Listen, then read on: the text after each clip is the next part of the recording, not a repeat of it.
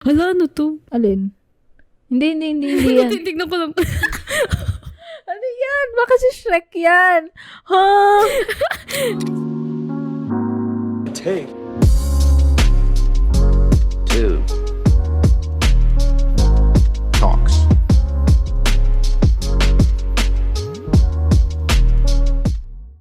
Hi, welcome back to Take two talks. Hindi talaga kami marunong mag-intro and outro. Another episode. Another episode na naman. Episode 3. Buti na lang nandito ka. Ano? Sino? Yung audience ba? Or ako? Ano, kamusta naman yung week mo? Let's, Kamustahan muna, chikahan. ayun. Nag-rewatch na naman ako ng Mamma Mia. Pang ilan na siya. Ganda na Mamma Mia, no? May ongoing obsession pa rin ako sa kanya. Napanood mo na yung Mamma Mia, yung number 2, yung Oo. Here We Go. Oo. Ano mas maganda? Mas gusto ko yung una, pero meron kasi, yung parang yung musical kasi sa Here We Go Again, kumbaga parang nag-upgrade siya. Talaga? Mas maganda yun? Yung, I mean yung musical lang, numbers. Pero overall, mas gusto ko pa rin yung una. Yung una? Ang cute ng una, no? Yung parang... Pero although yung ending, hindi ko masyadong Yung una? yung ending, parang very, actually ang Filipino nung ending nun. Ano nga ba yung lahat sila mas... yung Diba? kantahan sila? Hindi, tsaka yung yung biglang hindi sila, spoiler, hindi sila kinasal bigla, tapos ang kinasal si Donna, tsaka di ba? Ang Filipino nung dating nun. Okay. Akala ko yung yung musical part. Kasi alam mo yung mga lumang, lalo na yung mga comedy films nung mga panahon nila Babalu and Redford White. No? Di ba lagi Ganun silang din. may musical? Oo nga, para din siya ganun. Oo, musical sa dulo or musical sa gitna? Parang ganun. Bigla-bigla na lang Oo. may musical. May beach episode bigla. Mga anime. Ayun. Ikaw, kumusta? I started watching another TV show. Hindi pa ako actually, yung Peaky Blinders, season 3. Season 3 na ba ako o season 4, ganun. Tapos hindi ko na naman natutuloy. Lagi kong napuputol yung Peaky Blinders kasi gets ko yung kung bakit talaga per season. Parang tama na per season siya kasi ma-overwhelm ka or ma-burn out ka sa mga ganun. Katulad sa Game of Thrones, 'di ba? Nung sinunod-sunod ko siya, na-burn out ako. Ganun din nangyayari sa Peaky Blinders sa akin. Na-burn out ako, tapos may break muna sa Peaky Blinders. Ano pinapanood mong bago? So, yung pinapanood kong bago, yung Fringe. Alam mo yun. As in Fringe na parang bangs. Naririnig. Ganun talaga? Nakikita ko. Talaga. Actually, hindi ko pa siya alam talaga. Nakita ko lang siya sa YouTube video na parang sabi, hidden masterpiece daw. Parang, Hindi na yun bago, di ba? Hindi na siya. Like 2008 nag-start. Tapos, it's a sci-fi TV show from FX. FX? FX ba? Or, basta sci-fi TV show siya. Tapos, para siyang mga FBI agents. Tapos, may mga hidden, parang supernatural actually. Oo nga, parang supernatural. Parang time na nga, parang panahon na yun, parang supernatural yung mga themes. Yes. Na may hidden monsters pala. Parang hindi mo akalain, ganun. Or may hidden group pala sa FBI na nag-investigate ng mga supernatural creatures or hindi pala supernatural kasi sci-fi eh. Okay. May mga tungkol sa science yun. Tapos, tatlo sila. Yung una, yung FBI agent. Yung pangalawa, yung scientist. Yung matanda na. Kilala mo yung sa Lord of the Rings, yung king na ang baboy kumain. Oo. Siya yung scientist doon na parang kuku na. Parang may na sa utak. And then siya yon, and then parang siya yung hope ng humanity. Oh my God, that's our best hope. My God, parang wala na sa katinuan. Tapos yung pangatlo is yung anak ng scientist. And then yung anak ng scientist ayaw niya dun sa tatay niya. And then maganda yung bond na na-form nila throughout the maganda panoorin silang dalawa kasi ang creepy ng anak niya, parang gano'n. Parang hindi siya natutuwa sa tatay niya sa mga pinag-iisip ng tatay niya. Ayun. Maganda yung Fringe, although episode 4 pa lang ako. Okay. Ilan siya? Wala. Season? Hanggang season 5? Oo, season 5. Na-cancel nga lang. Wala. So, paano yung ending niya? Kaya, Ewan ko, di ko sinearch kung wag. kung tapos na or okay na yung ending. Kasi, ang na-search ko lang, hanggang season 5 daw, and then, nung season 3 daw, bumaba daw yung ratings. And then, pinalit daw yung, time slot nila to, like, Friday night or hindi, Friday night, Saturday night. Basta, dun sa slot na yun is, hindi siya, parang yun yung graveyard ng mga TV shows daw. Dun daw linalagay para pag hindi na, parang pampapatay ng mga TV show dun daw. So, ayun, hanggang season 5 lang sila. Pero, actually, naaalala ko nga yung Supernatural dun eh. Alam mo yung mga effects ng Supernatural, lalo na ng mga earlier seasons. So, ganun na pag, oh my gosh, Supernatural to. parang nami-miss ko yung vibes na ganun, Supernatural. Like, may ka bang TV shows? May pinapanood ko mga TV shows ngayon? Or Ngayon wala talaga. mga movies lang talaga. Oo. Naka-apat ata pinood ko nitong weekend. Sana all. Bakit parang wala akong nakikita? Hindi ka na, Naglag ako. nag-letterbox ka? Hindi ko nakita. Ano pa yung mga pinanood mo? Yung Lady Bird. Ah, First time ko lang siya mapanood. First time mo napanood? Oo. Kahapon Saturday. Tapos, di ba nga nagtatry ako mag-romcom para sa yung ginagawa natin. Tapos yung Imagine Me and You. Tsaka ano yung pinanood ko kanina? Yung Celeste and Jessie Forever. Hindi ko alam yun. Ano yun? Kasi nung parang bata pa lang, napanood na yun ng sa amin sa bahay. Kaso wala pa ako masyadong muwang wow. Pero ayun, nung time na pinanood yun, wala pa ako masyadong pake sa So, pinanood ko siya kasi maganda daw. Okay lang. Maganda naman. Maganda naman siya. Parang hindi siya typical na rom-com. Kasi usually parang di ba, mag-end up together lagi yung bida. Parang ganun-ganon. Tapos, basta medyo nag-stray siya sa ganong path. Ay di parang spoiler. kailangan inib ako na lang nag-stray. Basta siya. Basta yun. Parang gusto ko, naalala ko yung Little Women doon Actually, yung Little Women pala, kasi pinanood ko may napanood akong video sa YouTube na parang pinag-compare niya yung Little Women from like 4 adaptations. Tapos lahat pala, di ba yung ending, spoil ko na ba? Sige. Sige. Spoiler alert. Spoiler alert sa Little Women. Yung ending kasi nun, di ba yung nagkatuluyan sila ng writer or ng editor, yung si Joe tsaka yung isang lalaki. Nagkatuluyan, quote-unquote nagkatuluyan. Pero dun sa movie ni Greta, hindi sila nagkatuluyan, di ba? Parang version lang niya yun ng book. Ginawa lang. Yung ending lang. Yes, ending lang ng book yun. Pero like, in real life, kay Joe, hindi naman niya talaga nakatuluyan. Pero in 3 different adaptations daw, nagkatuluyan. Yun yung ending talaga. Pero yung ending daw ni Greta is ending ng naging successful siyang writer. Okay. Parang, oh my God, ang galing. Tapos, kasi daw pala, yung author nun, si Maria, nakalimutan ko yung author ng Little Women. Daw kasi siya, tumanda siyang dalaga. Oo. Wala daw siyang So, parang daw yun? Parang, yun? Ode? Ode? Parang, pinibigyan niya. Tsaka di ba, madaming tsaka yung kapatid, yung March Sisters, di ba? Sa kanila based.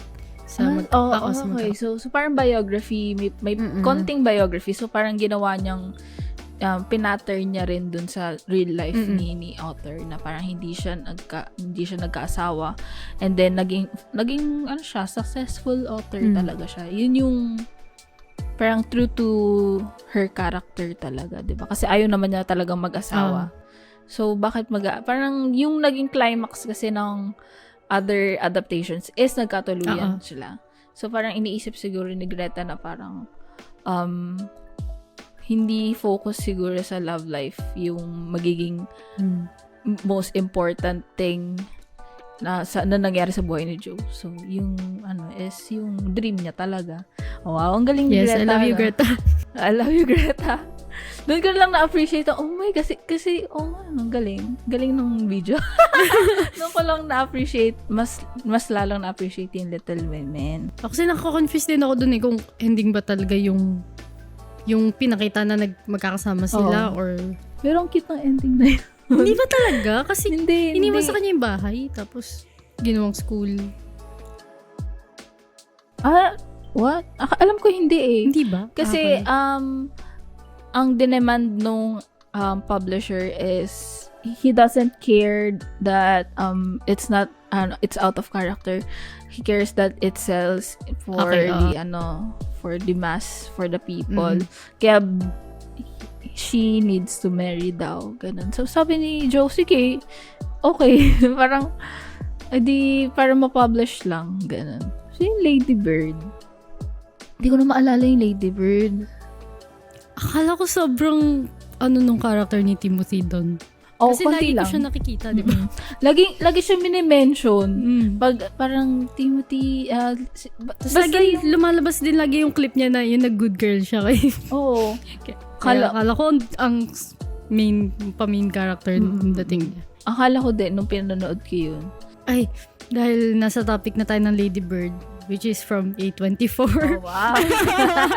So, ayan na ba? Sabihin na natin. Sige. Okay, let's talk about A24.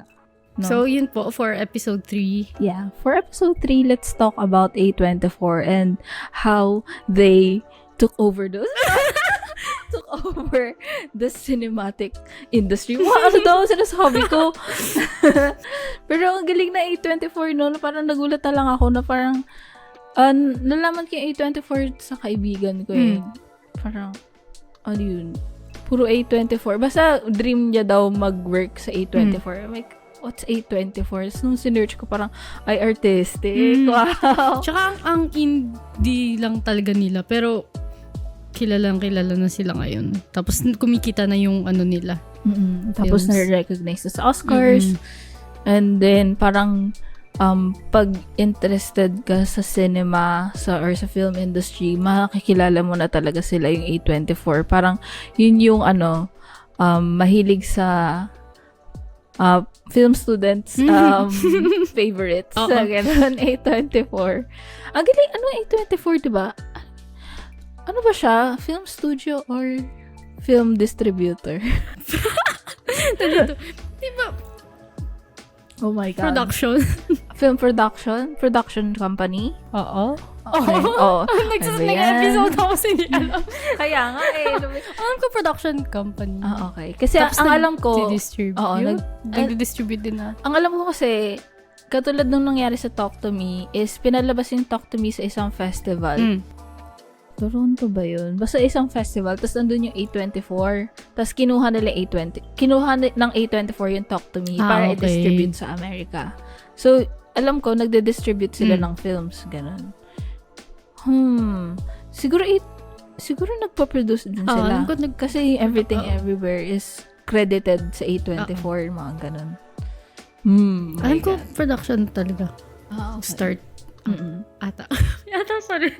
Ngayon ko lang din na encounter yung isang company na merong merch. Alam mo yun? Okay. Kunyari, Universal Studios, may merch ba yun? Pero ang mahal. Okay. Nga, ang mahal ng mga merch nila. And then, yung nila, kasi ang hip ng A24, diba? Parang very trendy sila and nag-a-appeal talaga sila sa mga young people. Adults? Yes. And then, yung mga films na kasi nila is katulad ng Lady Bird. Nagpo-focus talaga sila sa young adults in coming of age. And then, hindi siya yung Hollywood typical. Diba? Hindi siya parang cash grab. Parang sinabi ko yun na negative thing. Pero medyo. Parang nagpo-focus kasi sila more sa quality. Kesa kung kikita ba? Or Oo. Yung A24 kasi, siya, di ko alam kung saan ko narinig yun. Pero sabi niya, is mas interested sila sa voice ng filmmakers. Okay. Naalala ko yung kay Harvey Weinstein. Miramax ba yon, yung film distributor na yung kay Weinstein? Miramax yata yun. Pero naalala ko yun kasi yung kay Miyazaki, ano yun, yung I forgot that movie. Yung may mga bugs. Medyo parang luma na rin yung movie pero i-distribute siya sa America. And then, binaboy daw yung movie is like, kinat yung like 30 minutes. Kinat yung movie. Kasi ganun yung mga film distributor Pag ikukunin nila yon, may mga demands sila na gagawin sa movie. Kung ipapa-edit ulit, ipapa-cut. Ganun daw ginawa ni Weinstein dun sa movie ni Miyazaki. Which parang nagkaroon ng ibang meaning na yung movie. Ang laki ng 30 minutes. Oh, 30 minutes. I think 30 minutes yun. Parang kinat daw yung kasi si Miyazaki, yung sa movie niya na yun, pinoportray niya yung bugs as not monsters. Parang kunyari si King Kong, 'di ba? Hindi naman siya monster, is parang lang. Ginulo kasi siya sa Ha? I mean, ginulo kasi siya sa Yun nga, home, parang ganun. niya. Ginulo kasi yung mga bugs na yun. Kaya siya sympathetic yung movie towards the bugs, towards nature. And then dun sa ginawa daw ni Weinstein is kinat yung mga parts na sympathetic sa bugs. Kaya nagmukhang monsters lang talaga yung bugs. So kaya yung A24 daw, mas focus sila sa vision ng filmmakers. Hindi yung tungkol sa kung ano yung gusto nilang or sa tingin nila magugustuhan ng people, ng mass. Ayun. Diba? Diba? May insight. Naalala ko yun sa pagre-research kay Miyazaki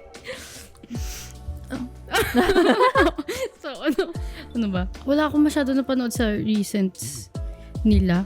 Ano ba mga reasons? Ang pinaka, like yung Bodies, Ano ba yung Pearl, Bodies? Ang daming recent na Ang huli kong pang napanood from 2021. Yung Common, which I think is underrated. What's that? Si Joaquin Phoenix yung bida. Just siya, black and white film siya. For me, ang warm. Like, ayoko, kasi siya si Joaquin Phoenix, tas may bata siyang kasama, anak nung kapatid niya. And, nakakairita magkaroon ng anak. Kasi inaaligaan niya yung bata. Pero, parang all throughout naman, makikita mo na, like, nagbabond na sila, ganun, tas nagkakaroon na ng attachment.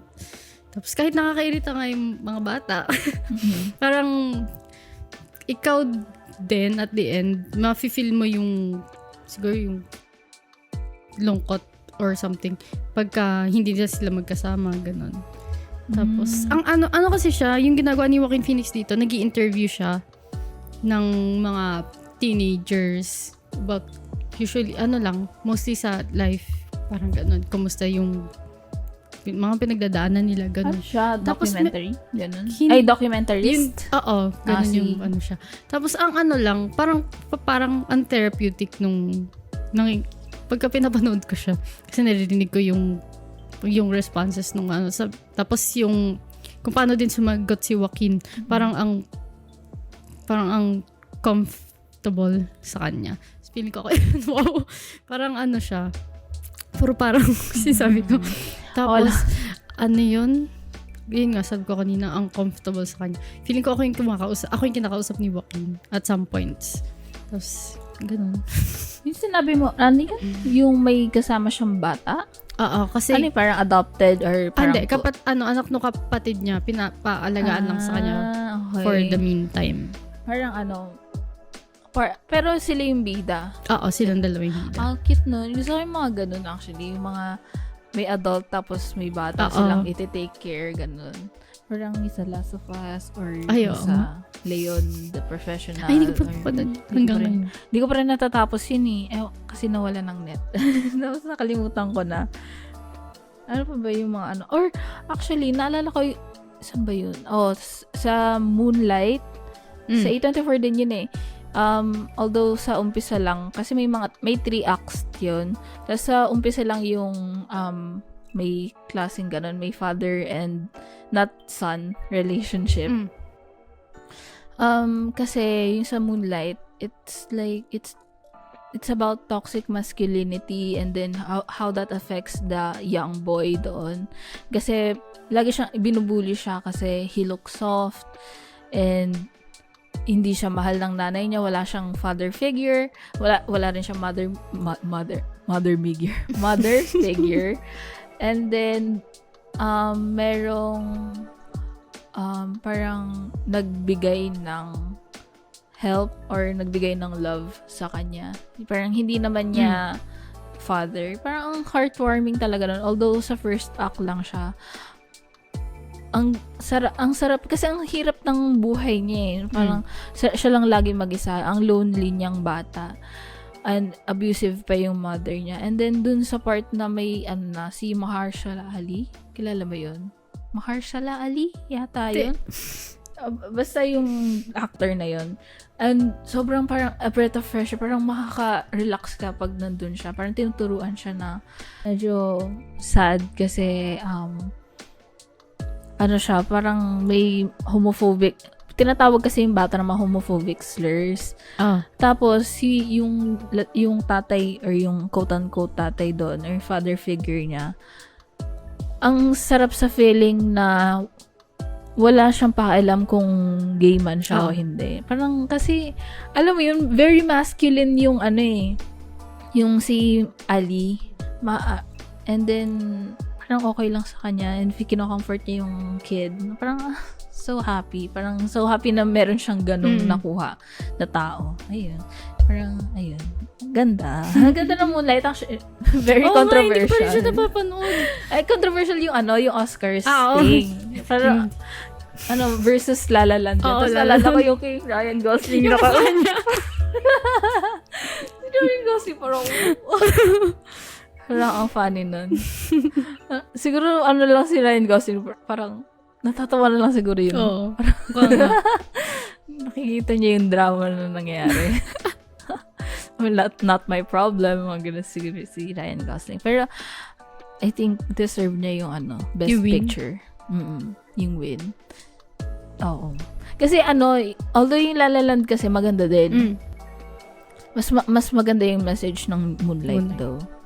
Ayan, maganda. Yung Common pala, podcaster pala siya. Wow, just like us. Wow. Just like us. Okay-interview tayo ng teenagers. Asan yung bata dito? Para tignan nyo na lang yung sinabi ko sa Letterboxd. Oh, wow, may review.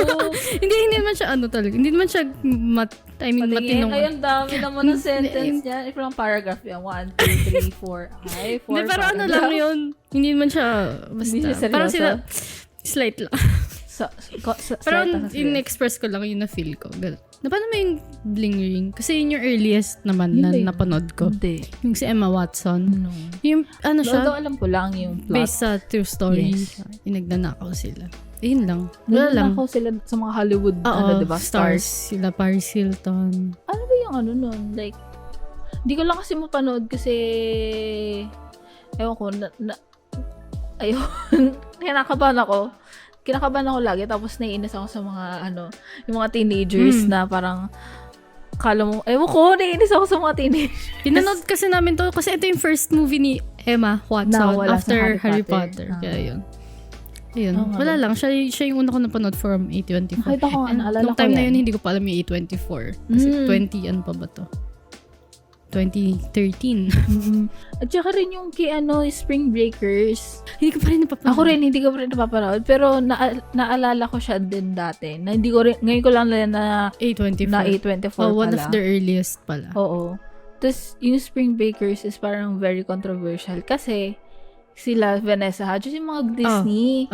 Disney stars. Si Selena Gomez, parang kaka-Disney lang din ito eh. Tapos biglang naka-bikini. Parang ganon. Ganun pala yun. Oo. Sa bagay, title pa lang. Parang yun din yung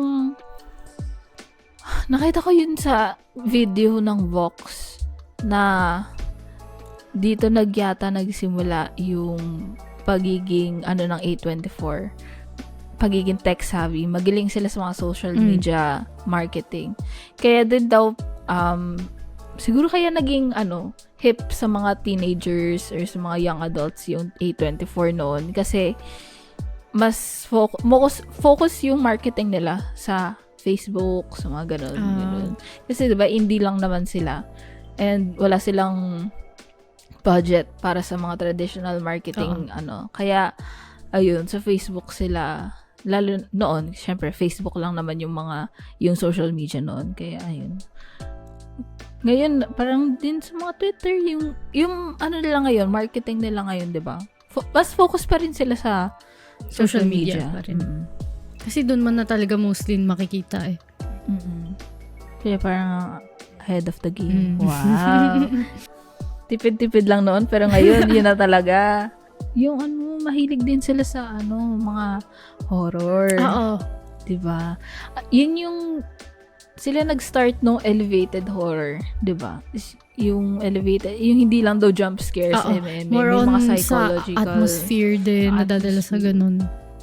Dahil kay Ari Aster, 'di ba, nag-start yung elevated horror dahil sa Hereditary.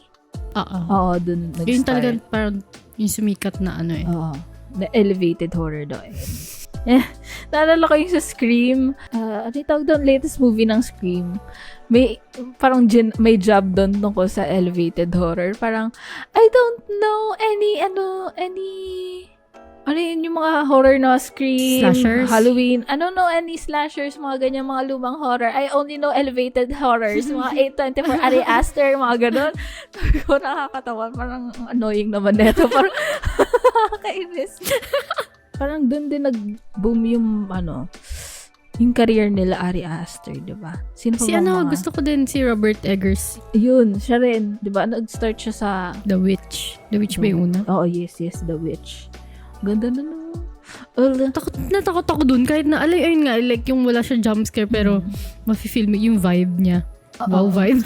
Ang ganda din yung pagiging, yung parang folklore. Folklore ba yun? Folklore horror. Diba? Kasi parang ganun. Yung age na yun. Oo, tsaka yung Lighthouse din, ba? Folklore din yun. Yung ganda ng gusto ko din yun. Parang biblical thing. Paano mo ba i-describe yung folklore horror? Panoodin nyo. Ano siyang mga aswang eme? Oo, ganun. Ganon. Gusto ko yung mga ganon. Parang Kaya gusto ko yung yung looking forward sa Nosferatu ni Robert Eggers. Yes. Kasi iba siya gumawa ng gusto ko makita yung version niya. Naalala ko yung Nosferatu sa What We Do in the Shadows. Diba si Nosferatu yun? Yung si pangalan nun? Hindi ko maalala. Yung bald na tapos naka-bury siya sa sa may stone slab. Tapos namatay siya. Tapos nasunog. Nakakainis talaga yung What We Do in the Shadows. Yung A Ghost Story, napanood mo? Ay pa. Last year ko lang siya napanood. Ganda daw. Hanggang ngayon, kasi simula nung, like, right after ko siya mapanood, speechless lang ako. Hindi ko talaga alam kung paano ko i-describe. Yung nafe-feel ko, kung ano yung napanood ko. Basta at some point, nung ending, nagulat na lang ako. Alam, may luha ako. Parang gano'n. Tapos, hindi ko talaga siya, as in yung review ko sa kanya, laging blank. Pagka nilalag ko sa letterbox, kasi hindi ko talaga mapaliwanag. Ang naalam ko lang dun sa ghost story is, namatay yung asawa niya, and then, minumulto siya ng asawa niya. Although, yung multo is, di ba parang hindi naman siya nakakatakot? Hindi siya nakakatakot. Parang it deals with grief. Parang siya, nandun siya. During yung And then yung ghost ay naka-blanket. Yung yung white sheet gusto ko yun. Ghost.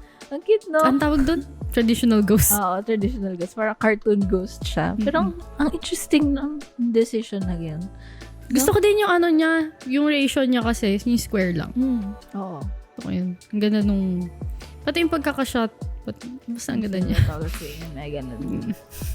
Ay, nabanggit naman na yung ilang beses ko na nabanggit si Yorgos. Yung The Lobster, tsaka yung Killing of a Sacred Deer. So, okay na ako doon. Okay.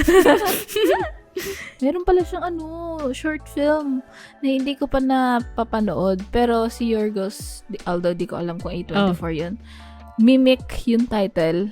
Hindi ko pa Meron nakikita. kasi it's a father, tapos nasa LRT sila. LRT? May LRT ba doon? Nasa trend sila. Tapos sabi niya, excuse me miss, can I have the time? Parang pating anong oras na, parang gano'n. Tapos sabi nung babae, excuse me miss, can I have the time? Minimik siya. Tapos lahat na ng gawin niya, minimimik siya. Tapos pagdating niya sa bahay, pumasok din yung babae sa bahay nila. Tapos ginagaya niya yung father. Tapos sabi ng father parang, I'm the father. Tapos sabi ng babae, I'm the father. Ganun. Tapos sabi nung mga bata nung kasi si Yorgos, diba, siya, very, yun nga, monotone yung mga delivery nila. And then parang walang weird na nangyayari. Tapos sabi ng mga bata, how could we know? We're just children. Parang gano'n. Parang, gano'n siya kahaba? Ako short film lang. hindi ko alam. Pinanood mo? Hindi. Okay. Pero yun yung umpisa or something. Yung Good Time, napanood mo na? Hindi po. Kasi stressful daw yun eh. Oo. Tsaka gusto ko siya kasi dun din si Rob Pat, diba? Yung Away from Twilight. Ganda siya. Pero yun nga, medyo din, may pagka-anxiety inducing. Oo nga. Pati daw yung Uncut Gems. Isa pa yun. Parang mas na-stress ako sa Good Times. Uncut. Pareho pala. Na-feel ko sa Uncut Gems. Pero pareho silang ganun. Trinay ko yun eh. Kasi nasa Netflix lang naman. And then, nag-start na yung mga hinahabol na siya or parang binubugbog na siya. Pag ayoko na, mas-stress ako. Parang, ang hirap manood nandito lang sa bahay. Kasi napopost mo. Okay. Kaya minsan may mga hindi talaga ako natutuloy na mga movies or TV shows kasi ayoko ma-stress. Yung Whiplash na pan mo, diba? Mas ibang level pa rin yung stress nun. Para sa akin, okay. Kasi yun, nakailang pause talaga ako. Tapos, kailangan ko talaga mag-break. Kasi hindi ko siya matapos. Feel ko mas stressful yun. So, ayun. Kung na kaya mo mag-sit through sa Whiplash, feel ko kaya mo din dito sa Good Time tsaka Uncut Gems. Si Whiplash, hindi, mamamatay na lang ako doon. Papakamatay na. Grabe talaga yun. I just kill myself. My God, hindi ko kaya yun. Hindi ako ganun ka-driven na tao. Pag mahirap, ayoko na. Ayun nga, kaya minsan gusto ko yung manood sa sinihan lang. Wala kang choice. Wala kasi bayad ka eh. Oo nga eh, mahal-mahal lang sinihan eh. Tsaka hindi mo naman papos. Wait lang guys. Papos. Ay, just, ano ba yung A24 ba yung The Sound of Metal? Hindi ata. Hindi. Parang hindi. Joke lang pala. Kasi naalala ko pero yun ganun din, medyo ganun din kasi no. Oo. Kasi kakanood ko lang din ng The Sound of Metal. Pero hindi ko pa yung natatapos. Ang ganda. Although, ang ganda talaga ng first act din. Sa mga second and third act, nag-lull down yung hindi yung story, pero yung stress? Yung stress. Ay, oo. Kasi yung first act parang, ang ganda, ang touching. Although, akala mo, magiging stressful siya. Kasi yun yung mga sinasabi ng tao. Okay. And then, very sad daw, ganun. Pero actually, hindi. Very touching siya. Ang very comforting movie. Yung First Cow. What? Alam mo yung First Cow? No. Feel ko din, ayun nga, underrated siya. Kasi nirate ko siya ng 4.5. Tama ba? Ano Oo, yun? 4.5 ko siyang, nirate. Paano ba? Parang lang siya eh. Ano tawag sa Hindi man slice of life. Pero, Parang spelling duck, as in... First Cow. Okay. Akala ko duck. Western siya na may dalawang, siya, ibang age din siya. Hindi ko alam kung anong year, pero basta luma na siya. May mga pa, at may mga, hindi. Ayoko magsabi ng misinformation. Basta luma siya. Tapos, merong Chinese ata yung isa niyang na-meet. Tapos isang white man na lang. Hindi ko alam kung ano eh. Tapos may isang Asian. Ayun. Nag-meet sila, naging friends sila doon. Bali, luma pa siya sa na ano ka pa, ikaw yung gagawa ng sarili mong bahay from wood. Ganun yung period setting niya. Tapos, ang premise is, yung mayor sa lugar na yun, hindi pa kasi uso yung, like, papadala, yung livestock na ipapadala kung saan-saan lugar. So, itong cow na to, kaya first cow title, siya yung first cow dun sa lugar nila. Tapos, yung mayor, yung may-ari. Tapos, silang dalawa, ang ginagawa nila, feel ko okay lang naman sabihin to, paggabi, mini-milk nila yung cow, tapos nagbe-bake sila ng bread or cookies ata. Nagbe-bake sila. Tapos binibenta nila sa town. Doon sila, yun yung ano nila. Yun yung ginagawa nila dalawa. Tapos ano siya, more on like friendship yung message ng story for me. Although its longevity is reliant upon the clandestine participation of a nearby wealthy land. Ano? Hindi ko naiintindihan yung plot niya. Ay, akala ko yung binabasa mo to. Wait, paano? Alam ko. Kaya ko siya pinanood kasi may cow. Mahilig ako sa mga ganun, yung mga animals, papanoodin ko. Kaya sinabi ko sa review ko na cow-baited ako. pero naman, okay lang kasi may feature ng basta ang ganda ng pagkaka-feature ng friendship nila. Tapos may yung American Dream keme.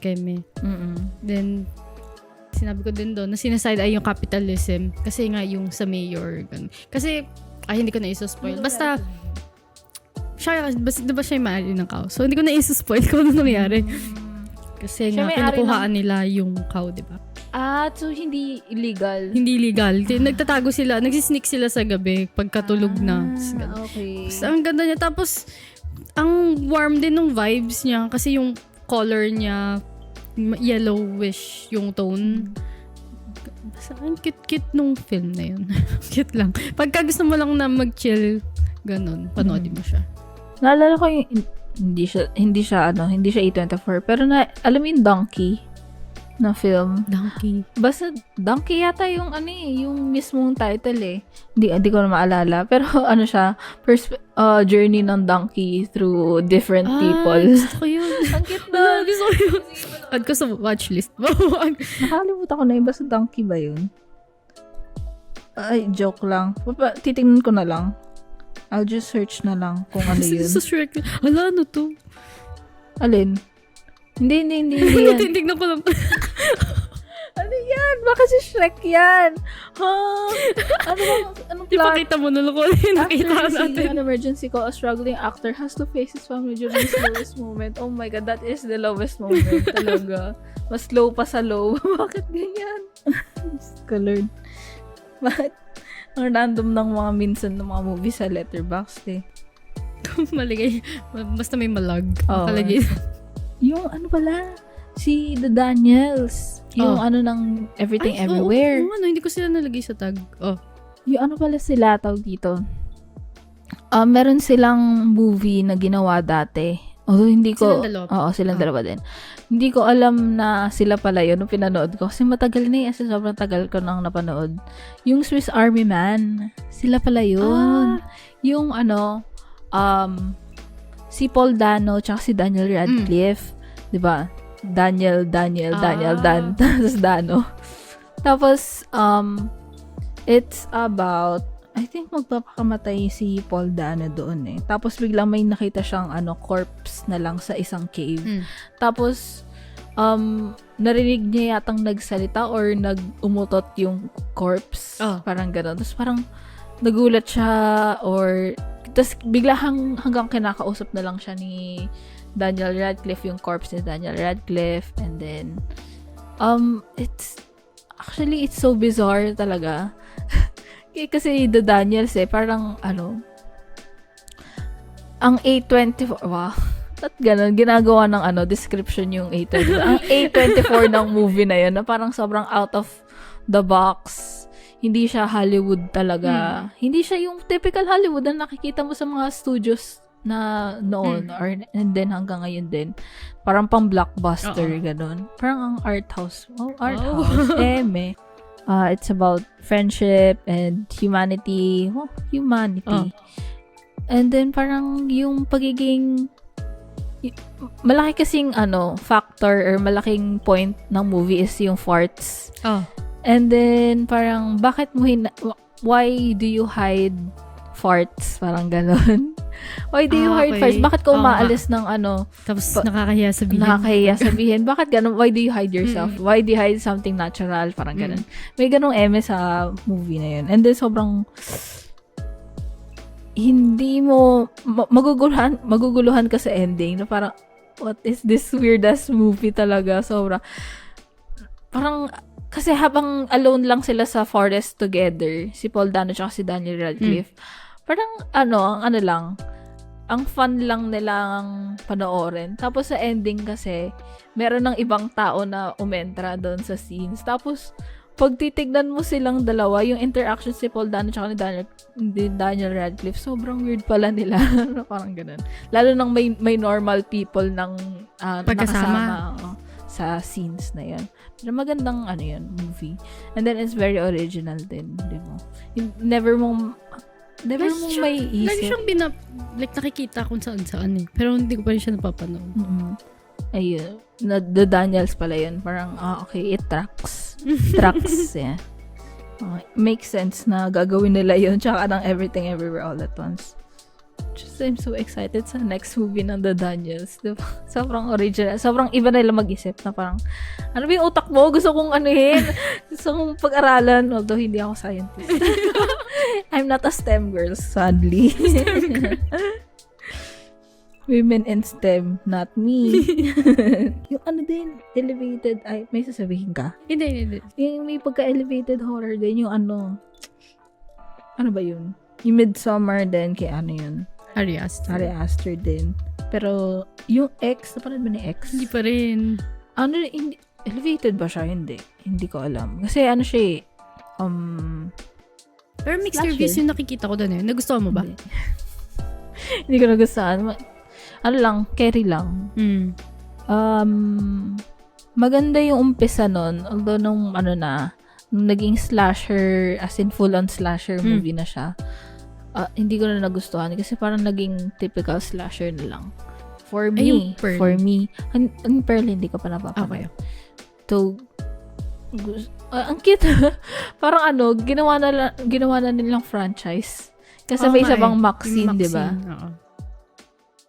Oo. Yun, maganda yung concept, pero hindi ko lang nagustuhan. Sadly. Yung alam mo yung Lock?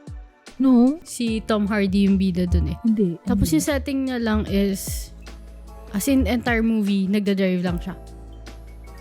Okay. Tapos may kausap niya, iba-iba, through phone calls lang. Alam mo Yung, yun kay si Ryan Gosling. Drive.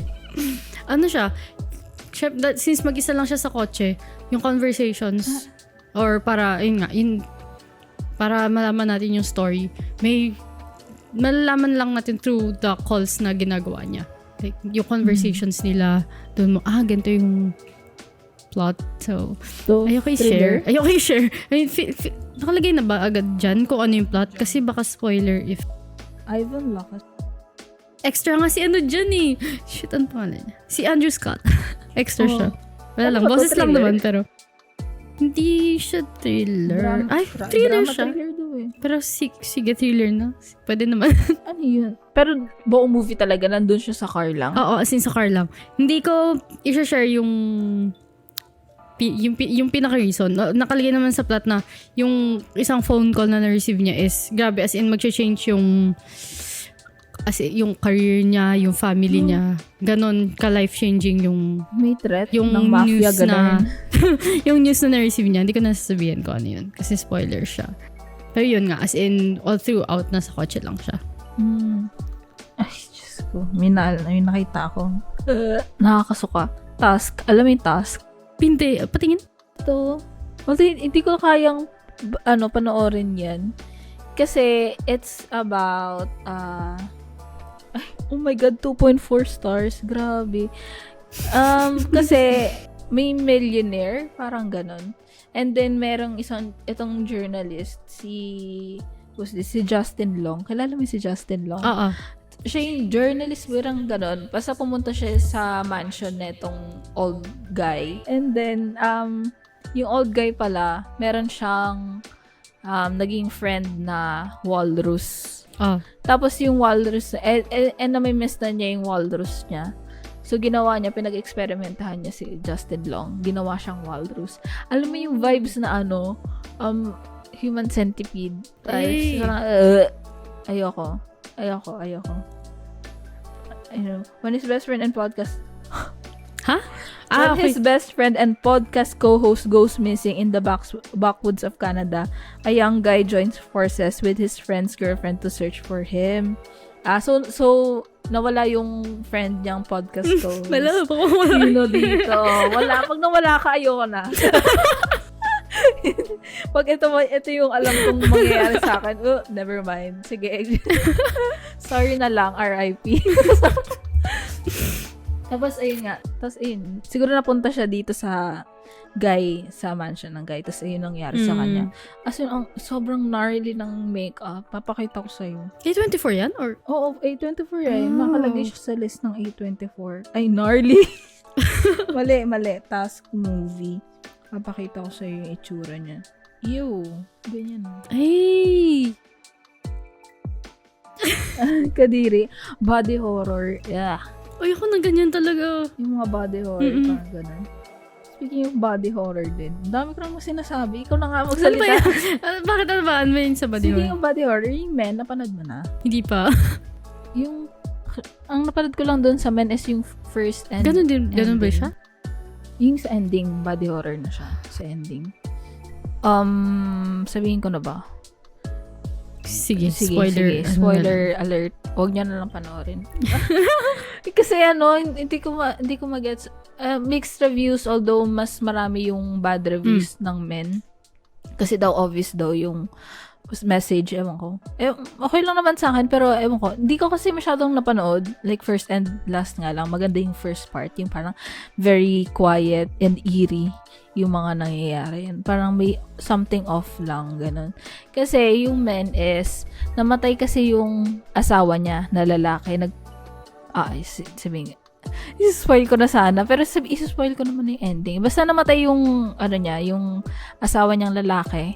Tapos, parang pupunta lang siya sa Airbnb in the middle of Ireland, parang ganun. Basta yung rolling hills lang, parang very peace and quiet. Para sa parang makapag-heal siya sa sarili niya. Kasi nga namatay yung yung husband niya. Parang yung deals with grief and loss, Tapos, mapapansin mo dun sa Men, lahat ng lalaki dun, same actor.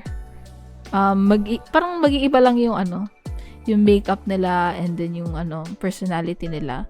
Pero hindi it doesn't bother the protagonist. Parang normal lang sa protagonist. Parang tayo lang nakakakita na same actor lang, same people lang yung nakakasalamuha niyang mga lalaki.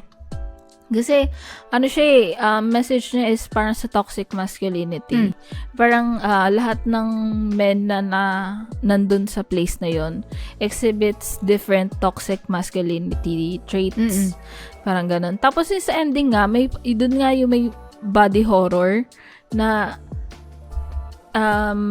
the man births another man, tapos births another man, and then births another one, and another one, etc. Naging repetitive na. Basta sobrang parang, sobrang brutal ng birth. Oo, pinapakita talaga. Parang, not for me. Ganun.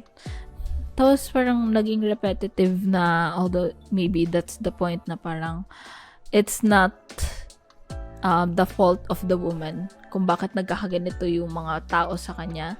It's men that is birthing toxic masculinity. Parang sila lang nag-i-influence sa sarili nila. Parang we're not at fault. Parang ganun. Parang ganun. Although, may mga iba talagang babae na they parang sinasolidify nila yung toxic masculinity din, di ba? Parang pagkalalaki ka, parang mga ganon, may mga babaeng ganon din. Misogyny. Yeah, misogyny. So, hindi ko alam bakit horror siya sa Letterboxd. Yung climax, napanood mo na yun? Oo. Horror ba siya? Horror Horror ba siya? Hindi siya horror na Hindi ka more on suspense thriller. Suspense. Yung ganda ng climax. Gustuhan mo ba yung climax? Hindi. Okay. Slight. Feel ko nag-expect ako sa climax. Hindi siya pangit para sa akin. Maganda naman. Mapamain naman. Maganda siya, pero parang sa akin, parang na-drag out masyado. Maigsi lang siya, pero feel ko ang tagal naman tumatapos. Parang ganun siya sa akin. Ganun. Ang ano dun, lalo na may kid. Oo. Pero feel ko, dahil din naman sa nangyayari sa movie, kaya feel ko ang tagal. Kasi yung pressure, siya kung ano-ano. Oo. Parang ang helpless nila lahat. Oo.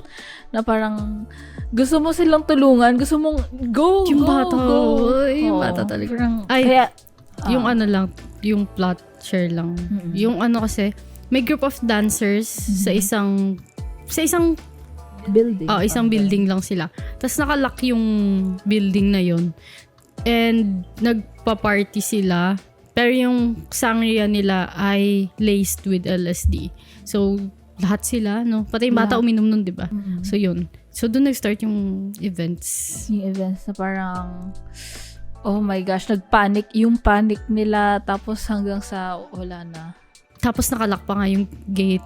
Yeah. Tapos sa labas is parang blazing of snow pa. Ganun. Parang, ayun, they're locked into this place and they're just, they're at the mercy of each other. Na parang, Tapos ano siya, loosely based lang naman sa true story. Pero yung mga extreme events, hindi naman totoo. Hindi naman yung yan. ano lang, may French dancers na ganun yung nangyari na nakainom sila ng sangria na may LSD. pero ang ganda nung nung umpisa. Ay, sayaw? Ang sayaw. I'm so, parang step up. Pero gusto ko si ano pangalan niya? Sinabi ko siya dito eh. Yes. Sofia. Ayun, si Sofia Botella. Hindi ko paano sabihin. Gusto ko yung acting niya. Nandun din siya sa sa Kingsman, di ba? Saan doon?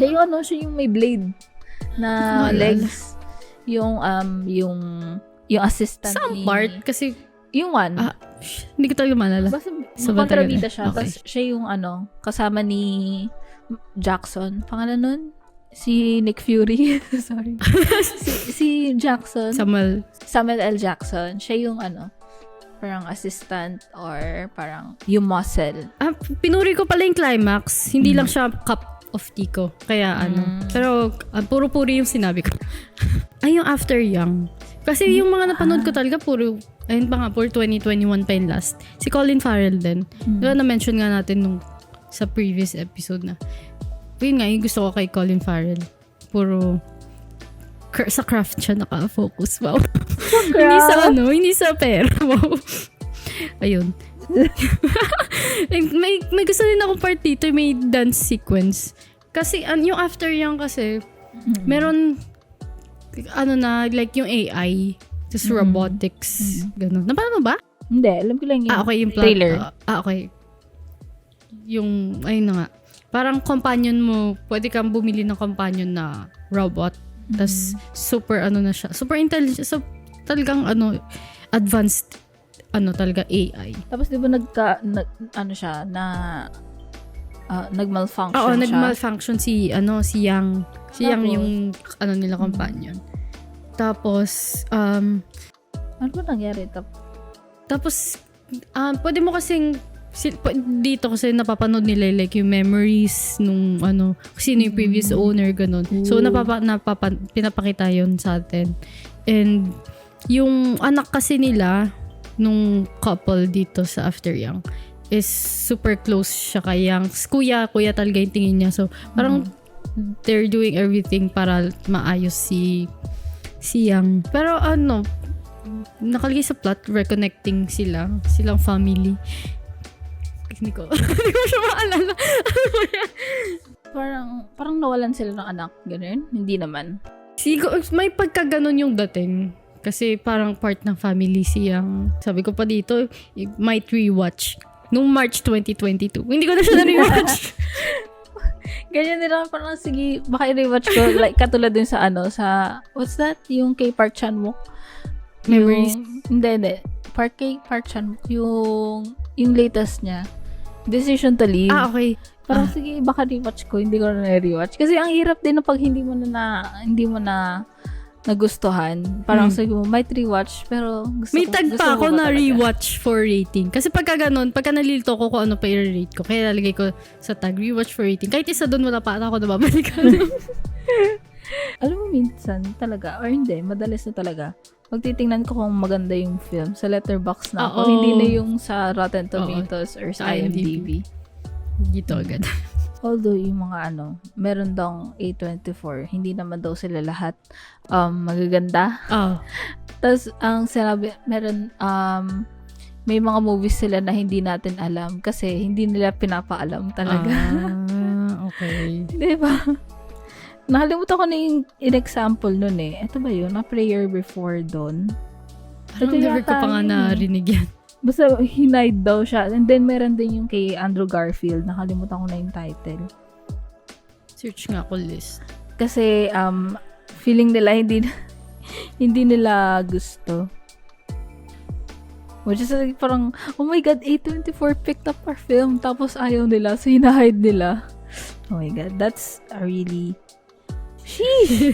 Ang hirap na. Ay, napanood ba yung ano? Lagi ko kasi ito nakikita yung spectacular, no? Oo. Lagi ko nakikita yung Dati clip pa. na yun eh. Dati sobrang dati pa. Hindi ko pa alam na Pero A24. nakalagay comedy siya. Comedy ba siya? Kasi inaalala ko lang lagi yung scene na yung sa kotse. Hindi eh. Lagi ko nakikita yun sa ano kasi. Kaya, Yeah, siguro, pinanood ko siya dahil rom-com YA. Pero, di ko, pag thinking back, Hindi siya. like high school pa ako nito eh. And, hindi siya, wala akong naalalang comedy doon. baliw din to eh. Comedy nakalagay. Kaya nagtataka ako, comedy ba O yun? baka- Ganun yung nangyari. Kasi yun lang yung alam kong scene. Oo, parang comedy. Siguro Tapos siya kasi, siguro kasi minarket siya as rom-com, YA rom-com. Kaya siguro, nakalagay comedy. Pero, Grabe naman. mas drama siya eh. Eh, ito to, Marcel with the Shell. Ay, hindi ko pa siya napapanood. Ay, A24 yung close? Ha? A24 yung close? Oo nga eh. Sige, ano yung sa Marshall? Marshall? Marcel the Shell with Shoes On. Ito, na-nominate to sa last Oo. year. Tapos, Animation. ayun, ay, so Nanalo ba? cute. Hindi. Nanalo yung, Puss in Boots ba? Joke lang. Hindi. Nagkumilistahan ako ng winners ata. Wow. Wow, Hindi ko sure. Tapos, ayun. Yun nga yung ano ko eh, bet ko eh. Ay, hindi. Pinocchio yung nanalo. Yung kay Guillermo. Ay, no. GDT Pinocchio. Oo. Favorite ko si Guillermo. Pero hindi ko pa kapag yung Pinocchio. Ewan, Pero kasi isa din siya sa mga like respected. Si Guillermo. Ang cute-cute pa ni Guillermo. Diba? Pati sa Twitter. Oo, sa Twitter niya. Ang cute-cute niya. Very ano siya, active niya sa Twitter na parang gustong-gusto niyang i-share yung pagiging niya. Yung pagiging nerd. Nagdo-nerd out siya lagi sa Twitter. Ayun. Tapos yung sa Marcel the Shell with Shoes On, ito yung pinaka-bet ko dun sa animation category. Kasi, ang cute lang, na parang, parang So, ano ba siya? Ano nangyayari sa kanya? kasi, si Marcel, silang dalawa na lang ng grandma niya yung natitira. Alam mo yung yung The Borrowers part or yung sa Ghibli na The Secret Life of Arrietty. Hindi. Yung basta parang si Tambelina Eme, yung maliliit lang sila tapos nagbaborrow lang sila ng mga little things sa bahay. And then kunyari hindi naman to ginagamit masyado eh. So, hindi nila mapapansin. Kunyari, gumawa siya ng yung sa Secret Life of Arrietty, parang yung mga nails. Basta. Tapos, ang home nila Marcel and dong grandma niya is in an Airbnb. Tapos, Airbnb, and then may mga parts lang doon na ito yung bedroom ko, ito yung ganito, tapos may mga Mission Impossible shoes siya, parang ganun, kasi ginamit niya is honey, tapos nakakalakad siya sa walls, mga ganun. Basta ang cute lang na Marcel with the Shell Shoes On. Tapos kaya sila dalawa na lang is yung previous owner ng bahay, kasi yung yung home nila may community sila dati ng mga shells and etc. And then yung home nila is sa drawer ng socks ng lalaki. And then nagkaaway yung lalaki tsaka babae na may-ari ng bahay. And then naglayas yung lalaki. Ginawa niya, kinuha niya lahat ng socks doon sa drawer niya. Tapos nilagay sa sa luggage, ganun lahat. Tapos ayun, nasama lahat ng community niya doon sa luggage na yun. Tapos naglayas na yung lalaki. Tapos natira na lang si Marcel tsaka yung grandma niya. Tapos, dahil nga Airbnb, may isang documentarist na, hindi siya documentarist, I think documentarist na pumunta nag-rent ng Airbnb. And then, nakita niya si Marcel. Tapos, fini-feature niya si Marcel siya, documentary niya. Gumagalaw si Marcel. Fini-feature niya, parang living thing talaga sila. Hindi, dun sa Hindi, nakita siya? Oo. Okay. Parang tapos, feature niya si Marcel, pinost niya sa YouTube. Tapos si Marcel, parang nananawagan siya, nasan yung family niya. Ang cute talaga. Parang, tapos ini-introduce niya yung, ito yung bathroom ko, ito yung bedroom ko, tapos ito yung garden ng lola ko. Tapos, ang ganda, ang cute ng boses ni Marcel. Tapos, very, parang, alam mo yung innocence niya is wisdom. Parang yung wisdom ng innocence, ang ganda. Parang very heartwarming. And iyak lang ako ng iyak. Dahil sa kahit hindi siya nakakaiyak, alam mo, iyak ng happy tears. Ganun. Ang hirap, hindi ako makahinga dito kasi sobrang iyak ko. Kaya favorite ko yun Marcel. Sayang, hindi nanalo. Although hindi ko pa napapanood kasi yung Pinocchio, kaya I can't judge. Meron pang isa na nominate sa Oscars nun. Yung The Whale. Ay, oo. Hindi ko pa siya papanood. Hanggang ngayon. The Whale. Grabe, ang tagal na nun. Kaya, last year pa lang naman. Diba? Last year? Oh, 2022. Kasi papanood ko sa cinema yun. Kaso, tragedy. Ayun. Anyway, Ay, nabanggit mo na ba yun sa previous? Hindi pa. The Whale. The Comeback of Brendan Fraser. Wala lang, okay lang. Hindi ko alam. Kasi nag-expect na naman ako ng malaki. Oo. And then, Kasi talaga naglo-look forward kasi talaga yung tao kasi nga si Brendan. Oo, tsaka rave reviews din kasi parang galing ni Brendan. Magaling si Brendan pero yung story is I'm not so sure doon. Although, na-carry nga ni Brendan Fraser. Meron din dun sa White Noise. Last year din, si Noah Baumbach yung nag-direct. And then, si Greta Gerwig yung writer? Hindi. Writer ba siya? Hindi ko alam Wala lang ako kasi actress yun nagkasama actress sila. Si Greta Gerwig dito. Kasama niya si Adam Driver. Para siyang ewan ko, I hated it. Sobra. As in, with a passion talaga. I hated it. Kasi sobrang boring niya. Sobra talaga. Sobrang, oh my God. Oh my God. Tapos yung acting ni Greta Gerwig, it's not for me. Grabe. I'm so sorry. Mag-directo lang siya, gano'n. Buti ko lang sa likod ka na ng camera. Ang harsh. Pero, it's based on a book. And then, I don't want to relive the experience. May chemical spill kasi na nangyari. Tapos may airborne toxic event na nangyari. And then, maganda nung una Akala ko magiging siya. Magiging siyang disaster movie. Kasi nga may toxic event. And then, alam mo yung mga nangyari sa mga yung magkokotse ka tapos mag-evacuate ka ganun Akala ko magpa-focus doon. Na ako parang in na ako doon Kaya lang nag-iba, parang naging okay yung mundo. Naging okay yung mundo tapos bumalik sila sa dati nilang boring. Kaya so boring na. Ayoko na. Madami namang movies ng A24 nakakaano naman. Wala din ako ma-input sa series kasi wala pa ako napapanood. Oo nga pala, yung series nga pala, di ba? Nakanood ka na? Akala ko nakapanood ka na. Hindi ko rin napanood. Yung Euphoria, Yung Euphoria daw, si pangalan ng creator nun. Basta yung Euphoria, maganda daw yung season 1. Muntik ko na siyang mapanood. Binalak ko din siya panoodin dati. Oo. Kasi Kaya lang. parang critically acclaimed sa Emmys pa, ganyan.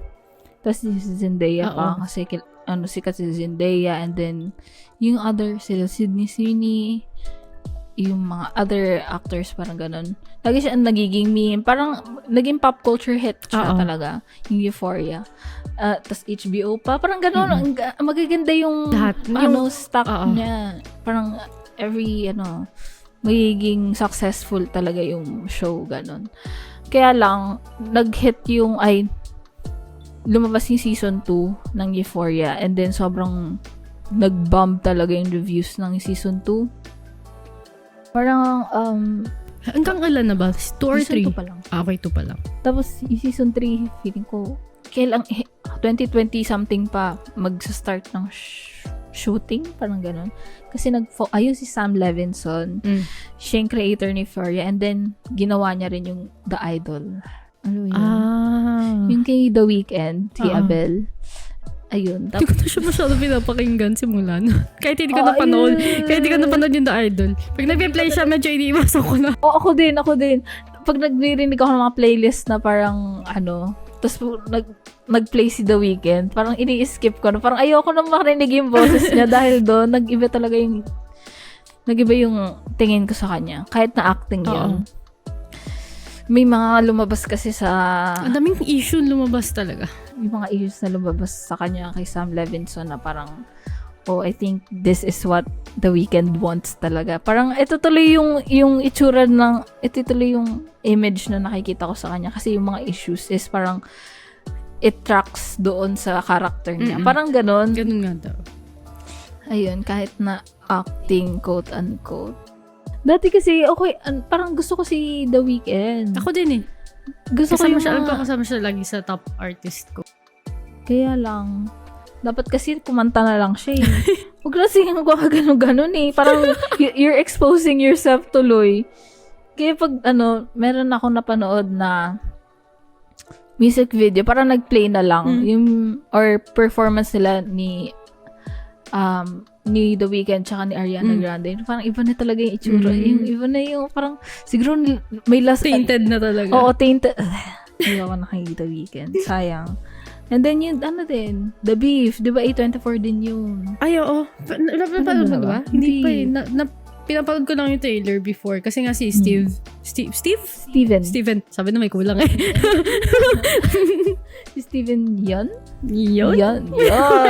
Steven Yeun. Akala ko movie yun. Noong una ko din, akala ko movie siya. Kasi Wala akong patience for series ngayon eh. Yeah. Kaya hindi ko mapanood. Although rave reviews yun, pero hindi ko mapanood ng maayos. Kasi may issue din yun, di ba?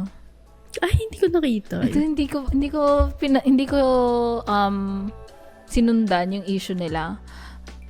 Na yun eh. Kasi hindi ko alam kung actor or something sa crew, sa producer or something na meron siyang sinabi sa podcast or radio station na nagjo-joke siya about raping a girl, parang ganon.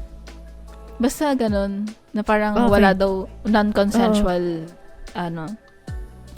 And then, nung lumabas yung issue na yon, dinefend ni Steven tsaka ni... Ay, nakita ko pala yan. Nung isang actress. Pero si Steven lang yung nakita ko na. Siya, joint statement nilang dalawa. Na parang, we saw him, parang... Ano ba yan? Gusto ko pa naman si Steven. Yun nga eh. Kaya lang hindi ko nga sinundan kasi ayoko makita. No, Steven! Wow, nagbubulag-bulagan. Bubulag-bulagan para kay Steven. I can't see. I do not perceive. I cannot see. I pretend I do not I see. pretend I do not see. Kasi si Steven yun eh. Minari. Diba? Ay, hindi ko pa napapanood hanggang ngayon. Sa watchlist lang. Ako din. Hindi ko pa napapanood. I tried. Pero maganda daw, maganda diba? daw. Si Steven yun din dun. Dapat talaga pag artista ka, huwag ka na lang magsalita eh. Hanggang acting na lang. Oo. Pag public person ka, huwag ka na lang magsalita ng mga, Diyos ko. Although, kaya lang, alam mo, pag hindi ka nagsalita, Yung issue, ayun, naalala ko tuloy sila Ashton Kutcher. ano meron kay Ashton? Tsaka si Mila Kunis. Ano yun? Hindi mo Hindi nakikita. alam yun. Kasi, yung co-star nila before sa That 70s show, parang may allegations, di ba? Alam ko yun. Tapos, Tapos may comment, may, parang sa, may letter sila sa judge. ayun, na parang, Gusto ko pa naman sila pareho. Pero, I mean, hindi, noon hindi naman na ganun ka, ngayon. disappointing nga. Tapos lalong hindi na, syempre. Ayun lang, nakaka-disappoint. Yung mga gusto mong actors before. Tapos, ganyan pala baka kayo. din. Kaya Ganyan nga, pala kayo. Kaya lang, yun nga, kailangan pa rin nila mag-talk, sa mga ganun. Kasi alam mo yung nangyari kay Jenna Ortega. Yung sa Netflix, hindi siya A24. Pero yung Wednesday, TV show. Pero kasi yung actor doon, basta may allegations, though hindi pa convicted, pero may allegations na nag-ano daw ng mga fans.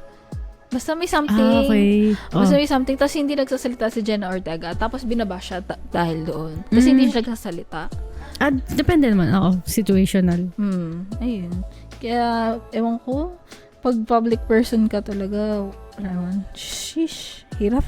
Oo, wala akong talaga, privacy. Oo. Ala, nagaganto pa tayo. Hello.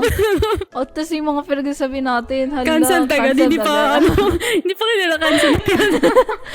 Bakit may makakakilala ba? Para may makancel.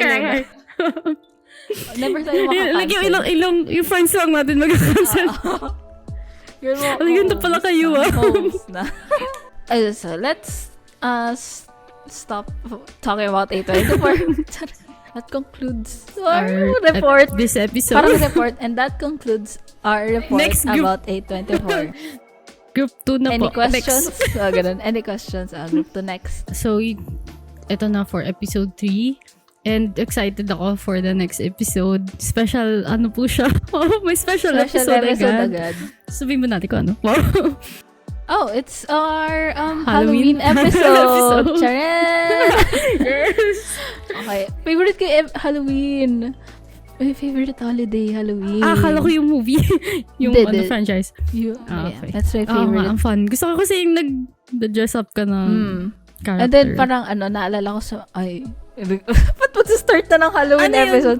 Hindi, naalala ko ng mga bata pa ako, yung mga Disney Channel is Halloween themed. Okay, oo. Ang ganda. May ganun lagi. Sa mga Jessica Soho, puro Halloween na rin yung mga true story. Ganun. So, Exciting. next Kapit episode is our Halloween episode. Yeah, abangan nyo. Charot, kala mo may Okay. So, Thank you. Thank you for listening. And thank you for watching. Again, lalo if umabot ka sa dulo. Oo, yes. And you can follow us at our social media accounts, our individual accounts, and also our podcast account na social media. And Pwede din kayo mag-suggest ng episode. share some Topics, episodes, ganun. topics, suggestions. Again, papasabihin pa ba natin yung title? Okay, sige. Again, This is Take 2 Talks. Talks. Awkward pala. Magiging better po yan. Hintay lang tayo. Parang may character development. Sige, goodbye.